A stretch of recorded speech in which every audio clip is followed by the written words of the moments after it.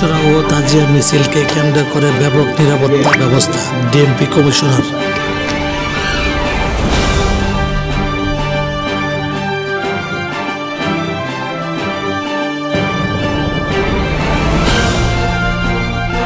তাজিয়া মিছিলকে কেন্দ্র করে আমাদের অতীতে জঙ্গি আক্রমণের ঘটনা যেহেতু আছে, সেহেতু এই বিষয়টিকে মাথায় রেখে আমাদের নিরাপত্তা পরিকল্পনা প্রণয়ন করা হয়েছে।